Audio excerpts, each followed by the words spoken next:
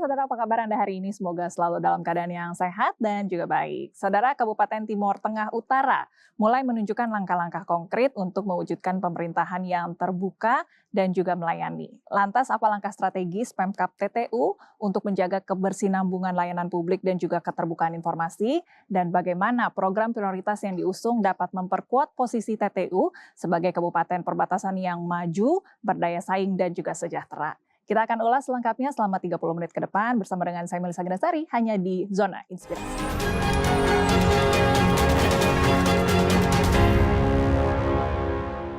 Ya, untuk membahasnya sudah hadir di studio bersama dengan saya, Bupati Timor Tengah Utara, Bapak Yosef Valentinus yang akrab dipanggil Bang Valen. Biar akrabnya ya, kita boleh panggil Bang Valen ya hari ini. Terima kasih saya hadir Pak hari ini.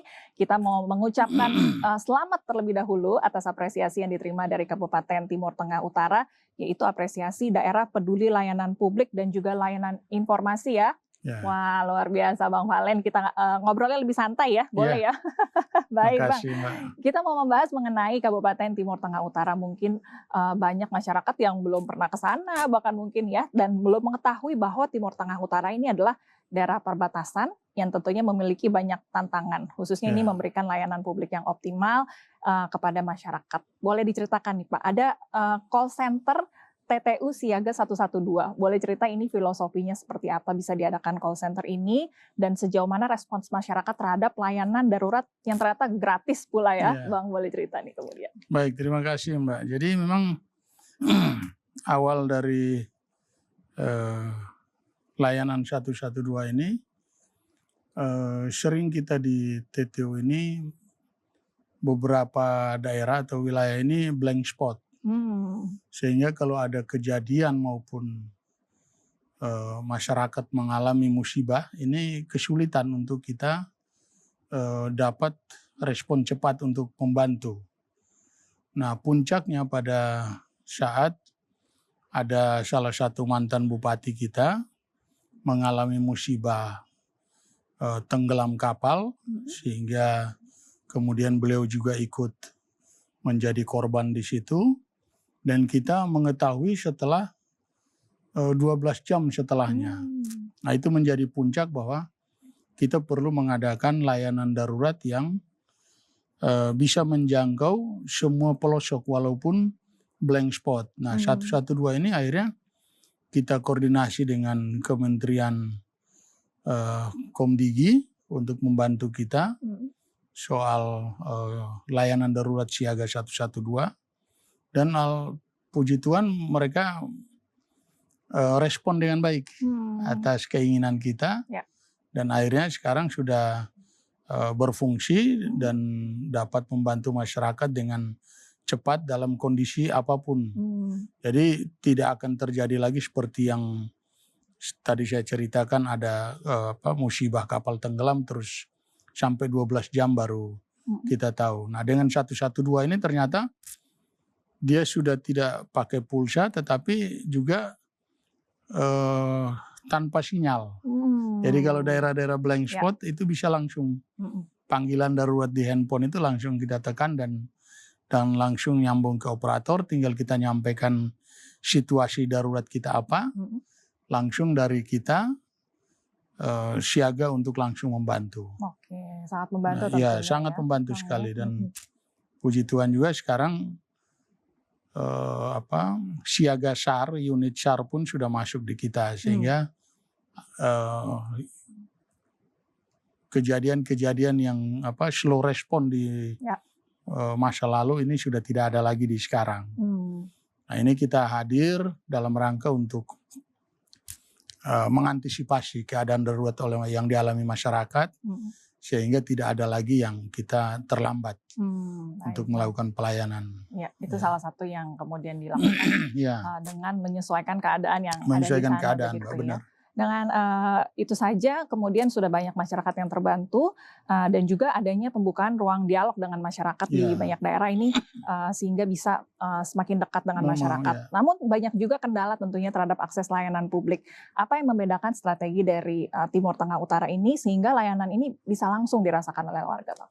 Ya, baik. Jadi kita di masa kepemimpinan saya 7 bulan berjalan ini, Salah satu yang membuka isolasi kita terhadap pelayanan publik ini adalah kita melakukan transparansi pelayanan, di mana kita langsung turun ke bawah dan mengecek apa yang menjadi kendala di masyarakat, kemudian langsung kita eksekusi, langsung kita atasi. Dan setiap hari kita membuka ruang terbuka untuk masyarakat datang langsung ketemu dengan saya tanpa dibatasi waktu. Dari jam 8 pagi, yang tadinya kita batasi sampai jam 11, ternyata tidak bisa. Banyak Masyarakat banyak sekali, ya. sehingga kadang saya melayani sampai jam 7 malam. Kadang ada yang masih datang di jam 10 malam. Kadang ada juga yang sampai jam 12 malam. Waduh, jadi kadang saya bilang udah besok aja lagi, saya istirahat. Kemudian besok kita lanjut. Nah, artinya ini membuktikan bahwa tidak ada batas antara kepala daerah dengan masyarakatnya, terutama layanan birokrasi. Sehingga apa yang dialami masyarakat yang butuh intervensi cepat dari seorang kepala daerah, ini langsung bisa kita ambil keputusan dan kita eksekusi. Baik, jadi ada kecocokan tuh ya, kebijakan yang diambil sesuai dengan kebutuhan masyarakat yang memang diperlukan oleh mereka. Masyarakat merasa terbantu, yang selama ini menganggap bahwa untuk ketemu bupati itu sepertinya sulit sekali dan butuh berapa layer begitu untuk nyampe di ketemu seorang bupati. Sekarang bisa ketemu langsung. Sekarang kita langsung. Jadi tiap pagi setiap saya ada waktu kosong langsung saya turun nemuin mereka. Bukan hanya ketemu dengan masyarakat yang bisa ketemu langsung, tapi Bang Valen ini juga lakukan sidak kemudian langsung ke puskesmas, ke sekolah dan juga kantor desa.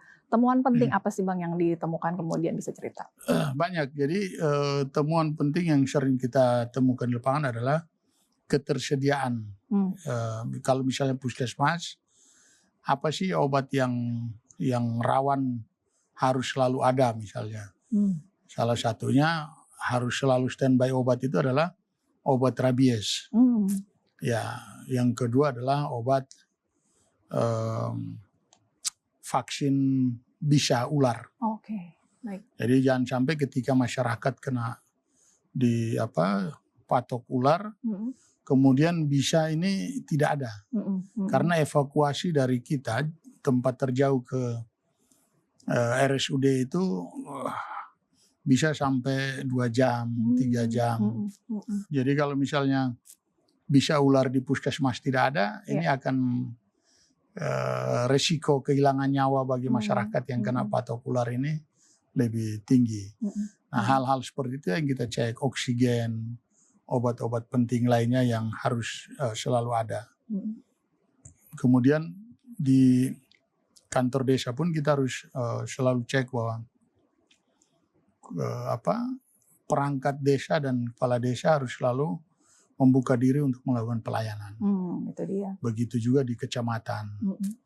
Kita cek misalnya sejauh ini di samping pelayanan, kenyamanan buat para ASN yang ada di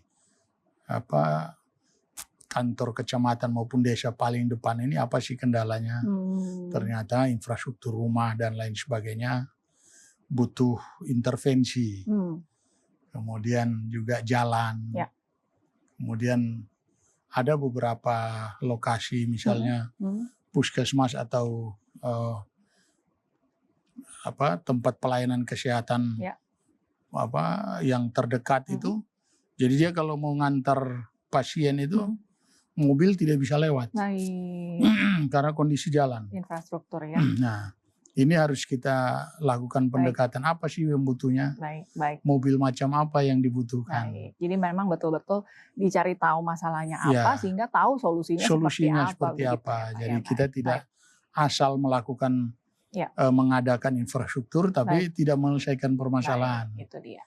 Kita sudah ngobrol nih ya mengenai layanan publik dan keterbukaan informasi, tapi kita nanti akan lanjutkan mengenai program unggulan dari TTU. Kembali di Zona Inspirasi, saudara, saya masih bersama dengan Bupati Timor Tengah Utara, Bang Valen. Kita ngobrol lagi ya Bang ya. Tadi kita sudah bahas mengenai layanan publik dan juga keterbukaan informasi, dan kita mau bicara mengenai program-program unggulan lainnya nih ya yang sudah dijalankan. Bapak sendiri sudah memimpin kurang lebih 7 bulan ya Pak ya. Boleh diceritakan pencapaian utama yang menurut Bapak sudah menjawab ekspektasi masyarakat nih apa saja kemudian?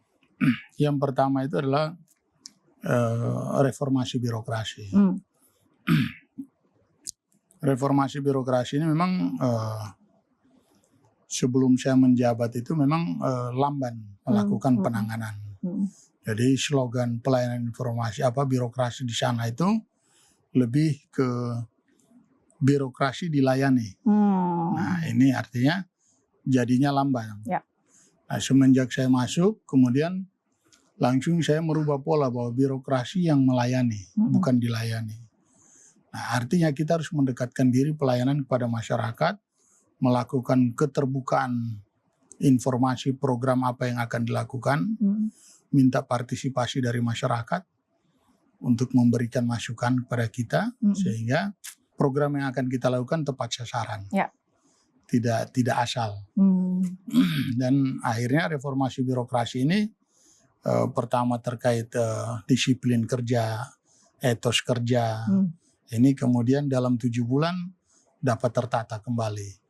Yang tadinya orang berkantor misalnya harusnya jam 8 mulai kerja, ini mungkin di atas jam 10 tadi. Sekarang udah enggak. Jadi jam 8 itu sudah start melayani. Jadi on time. On time dan on schedule. Kemudian mental birokrasi. Yang tadinya penerapan karir ini tidak merit system, kita kembalikan berdasarkan merit system, artinya bukan karena pertimbangan politik. Jadi siapa yang berprestasi, siapa yang tepat di bidangnya, kita kembalikan. Selama ini banyak sekali yang keluar dari relnya, misalnya dia basicnya adalah orang kesehatan tetapi bertugas di kecamatan sebagai salah satu kepala seksi di situ, yang harusnya dia profesional di bidang dia. Orang peternakan tugasnya di perdagangan. Nah, gitu. Jadi tidak tepat sasaran. Nah, kita lakukan pembenahan birokrasi ini, dan ya puji Tuhan bahwa masyarakat ternyata merindukan itu, bahwa yang seharusnya seperti itu. Dan kemudian mental ASN kita pun kita kembali dudukan di posisi yang tepat supaya tidak gampang mengharapkan yang enak-enak saja, tetapi ikuti proses. Misalnya pangkat yang belum saatnya untuk menjabat ya nggak boleh. Yang tadinya dia lompat itu nggak boleh. Reformasi birokrasi jadi. Kemudian program lain yang pertama adalah terkait kesehatan. Kesehatan kita kerjasama dengan BPJS untuk menggratiskan semua masyarakat yang tidak mampu, yang belum di-cover oleh BPJS, baik yang tidak mampu bayar secara mandiri, itu kita yang bayarkan. Pemerintah. Terakhir, per tahun ini kita bayarkan masyarakat yang belum terdaftar dan tidak mampu bayar di BPJS itu kurang lebih ada 14.800 peserta. Itu sudah kita bayarkan, sehingga tidak ada lagi yang ketika sakit takut ke rumah sakit karena tidak ada BPJS. Nah, kita jamin itu. Kemudian program berikut adalah program terkait dengan pendidikan. Pendidikan ini kita fokus ke anak-anak kita usia sekolah dari TK sampai dengan SMP. Khusus SD sampai SMP kita sudah melakukan program untuk memberikan bantuan kelengkapan sekolah. Mulai dari seragam, buku tulis, tas, itu diberikan secara gratis. Dan itu sudah mulai kita persiapkan. Tahun ini dan tahun depan sudah mulai diterimakan. Dan kita jamin bahwa tidak ada lagi anak-anak yang menerima pakaian itu warisan dari kakaknya. Kemudian program berikut adalah program bantuan sosial, bantuan duka. Jadi di kita itu karena mayoritas masyarakat itu pendapatan di bawah rata-rata itu kita masyarakat miskin paling banyak. Sehingga kadang kalau ada urusan kedukaan itu, yang masih hidup ini yang jadi beban. Menanggung utang sembako dan lain sebagainya, bahan. Nah, kita melalui program sekarang ada terobosan, begitu ada yang meninggal, laporkan saja ke petugas. Nanti dari Pemda langsung intervensi, menyiapkan peti, menyiapkan sembako, menyiapkan tenda, kursi, kemudian menyiapkan bahan bangunannya untuk kuburan, kemudian sampai dengan dimakamkan. Baik, jadi semua aspek nih Pak ya, mulai dari reformasi birokrasi, kesehatan, pendidikan, bahkan sampai kedukaan pun sudah jadi hidup sampai mati kita urus. Baik. Dan juga yang tidak kalah penting ini masalah ekonomi nih Pak ya. Ada makna dari ekonomi masyarakat merakyat dan juga program Tulus. Mungkin boleh dijelaskan secara singkat. Program ekonomi masyarakat merakyat ini artinya kita jangan hanya sibuk di level menengah ke atas, tetapi bagaimana kita memberikan, memperhatikan tumbuh untuk UMKM di level masyarakat bawah. Nah, ini kenapa kita harus perhatikan, karena kalau kita mau besar kita harus besarkan dulu yang di bawah. Betul. Nah, salah satunya adalah memberikan mereka tempat. Memberikan tempat, memberikan mereka kegiatan. Nah, kegiatan ini kita sehingga ekonomi UMKM ini bisa bertumbuh, kita lakukan Car Free Day setiap Sabtu. Kita siapkan lapak. Dan itu ternyata signifikan peningkatan. Jadi dibuat kegiatan supaya ekonomi yang naik, misalnya dia jualan di kios dia, kalau tanpa hadir di CFD misalnya, itu per hari misalnya dia hanya 300. Tetapi dengan ikut Car Free Day pagi yang hanya 3 jam, dia bisa menghasilkan 2 juta. Wah, besar ya. Kemudian malamnya kita lanjutkan pasar malam minggu bersama rakyat, itu UMKM lagi. Betul. Di situ rame lagi. Jadi dalam sehari dia rata-rata menghasilkan 4 juta. Wow, dan yang harusnya 300.000. Baik. Kalau program Tulus nih apa? Program Tulus yang tadi itu Mbak, jadi pendidikan kesehatan. Kemudian terkait dengan ekonomi juga kita lagi mempersiapkan free trade zone di daerah perbatasan, yang kemudian partisipasi semua pelaku ekonomi bawah. Yang kemudian satu program lagi adalah kita juga lagi mempersiapkan pasar tangkap dolar. Apa tuh? Boleh. Karena kita berbatasan langsung dengan perbatasan dengan Timor Leste. Ada salah satu enklave yang terpisah dari negara induk, yaitu Ekusi. Mereka ini kan keseharian menggunakan dolar, US dollar, sehingga kenapa kita harus mikir jauh-jauh nyari dolar, depan mata ada dolar. Bisa ditangkap ya. Jadi kita tangkap, bikin pasar yang kita gelar di perbatasan, kedua belah pihak silakan datang belanja, kita kasih keringanan pajak. Jadi misalnya kita koordinasi dengan Bea Cukai supaya nilai belanja misalnya di 5 juta ke bawah, dia tidak boleh dikenakan apapun. Jadi betul-betul bisa menangkap kesempatan dan masyarakat ekonomi kecil ini bisa bangkit dan bertumbuh. Tadi sudah disebutkan sedikit mengenai ada di perbatasan kawasannya ya. Ini pastinya juga ada isu-isunya. Kita mau bahas mengenai di segmen berikutnya. Terima kasih saudara, Anda masih bersama dengan kami di Zona Inspirasi. Kita langsung lanjutkan lagi ya obrolan kita dengan Bang Valen di sini. Baik, tadi kita sempat bahas nih Bang mengenai isu perbatasan, karena memang kondisinya kawasan Timur Tengah Utara ini ada di perbatasan. Sebagai kabupaten perbatasan ini bagaimana menghadapi dinamika sosial dan juga keamanan dan strategi untuk menjalankan stabilitas dan rasa aman masyarakat ini seperti apa kemudian? Baik, emang ini isu yang menjadi isu nasional juga, tetapi adanya di kami di Kabupaten TTU.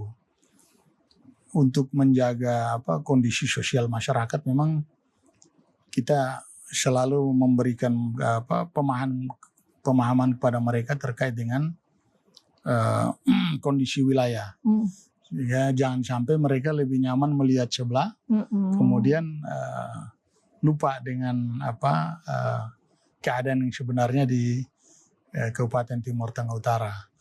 Sehingga yaitu pembangunan infrastruktur, anak-anak yang usia sekolah kita harus jamin bahwa mereka menerima yang terbaik sehingga tidak terpengaruh untuk dengan negara tetangga. Kemudian hal-hal kebutuhan dasar masyarakat di perbatasan kita perhatikan. Kemudian terkait dengan isu keamanan ini yang memang butuh perhatian lebih karena kita sebagian wilayah kita ini diklaim masuk ke dalam Timor Leste yang tadinya milik masyarakat, kemudian dia merasa wilayahnya dia diambil dan dia masih tinggal di situ. Nah ini yang kemudian setiap saat bisa menjadi konflik. Nah kita biar ini bisa aman dan tenang di kedua belah pihak, ya kita memberikan sosialisasi kepada mereka untuk tidak gampang terpengaruh dengan isu-isu yang dapat memperkeruh suasana kedua belah pihak. Sehingga untuk menjaga stabilitas keamanan di perbatasan ini juga kita pemerintah daerah dibantu oleh Polres, TTU, kemudian Kodim, kemudian ada Satuan Tugas Perbatasan. Kita ajak supaya kemudian bisa sama-sama menjamin keamanan dan keamanan masyarakat di perbatasan. Baik. Memang harus menjadi perhatian lebih tadi ya, karena kawasannya ada di perbatasan itu. Tapi bukan hanya kawasan perbatasan ini, ada nilai positifnya juga. Dia adalah beranda terdepan dari Indonesia begitu ya. Bagaimana program pembangunan yang diarahkan kemudian sehingga tadi bisa menampilkan yang terbaik begitu dari Indonesia kemudian. Memang kita terkait dengan pembangunan perbatasan ini, kita memang butuh intervensi pemerintah pusat karena memang terkait dengan ketersediaan anggaran, kita pemerintah daerah kan terbatas sekali, apalagi ditambah dengan kondisi hari ini hampir semua kepala daerah mengalami efisiensi anggaran. Sehingga untuk membangun di daerah perbatasan, karena ini adalah beranda terdepan dari NKRI, dari Negara Kesatuan Republik Indonesia kita ini, kita juga tidak mau asal menampilkan kondisi kita. Betul. Sehingga kita selalu menyampaikan apa kebutuhan kita kepada pemerintah pusat supaya menjadi prioritas kalau bisa. Jangan disamakan dengan daerah kabupaten yang bukan perbatasan. Karena kita ini cerminan dari beranda terdepan dari NKRI. Sehingga ya kita selalu berkoordinasi memberikan prioritas apa sih kebutuhan kami. Sehingga kemudian bisa menjadi beranda terdepan dan masyarakat di sekeliling dari perbatasan ini mendapat manfaat langsung dari program yang supaya kalau dilihat tetangga cakep ya Pak ya. Iya. Harus merasa waduh menampilkan yang terbaik di sebelah. Indonesia nih ya harus terlihat paling bagus kemudian karena beranda terdepan. Terakhir Bapak mungkin ada pesan dan harapan apa nih dari Bang Valen warga dari TTU kemudian supaya bisa bersama-sama mendukung terwujudnya TTU yang mandiri, maju dan juga berdaya saing. Ya, saya harapan saya selaku kepala daerah dan kepala pemerintahan di Kabupaten Timur Tengah Utara mengajak seluruh lapisan masyarakat untuk bersama-sama mendukung program pemerintah Kabupaten TTU yang lagi dilaksanakan dan dijalankan, dan jangan cepat berharap bahwa perubahan itu instan, maunya cepat, tetapi perubahan itu butuh proses. Sehingga percayakan pembangunan daerah kepada kami untuk kemudian hasilnya akan kita nikmati di 5 tahun ke depan. Baik, 7 bulan ya masa kepemimpinan dari Bang Valen, tapi sudah banyak sekali kemudian program-program yang positif yang sudah diberikan ya. Tadi ada reformasi birokrasi, semua aspek tadi ya, mulai dari ekonomi, kesehatan, pendidikan, sampai kedukaan tadi juga sudah dibantu dari pemerintah kabupaten. Kemudian kita doakan ya Bang ya, semoga tadi daerah perbatasan selalu aman, kemudian masyarakat bisa bekerja sama dengan baik, dan pusat juga bisa memberikan perhatian lebih tadi ya. Terima pesannya. kasih Mbak. Dan terhindar dari konflik. Itu dia, semoga Sehingga masyarakat tetap kompak sehingga tadi ya kompak, bisa ya. mewujudkan TTU yang mandiri, maju dan berdaya saing. Terima kasih Terima sekali kasih, lagi Mbak. Bang Terima Valen. kasih. Sukses dan semangat selalu. Sama-sama. Baik, saudara, melalui langkah-langkah konkret, pemerintah Kabupaten Timur Tengah Utara terus berupaya membangun pemerintahan yang melayani dan juga terbuka. Semoga upaya ini tidak hanya menjadi pencapaian sesaat, tapi juga memberikan manfaat berkelanjutan bagi seluruh warga, serta memperkuat TTU sebagai beranda terdepan Indonesia di perbatasan. Saya Melisa Gendasari pamit undur diri, sampai jumpa di Zona Inspirasi berikutnya.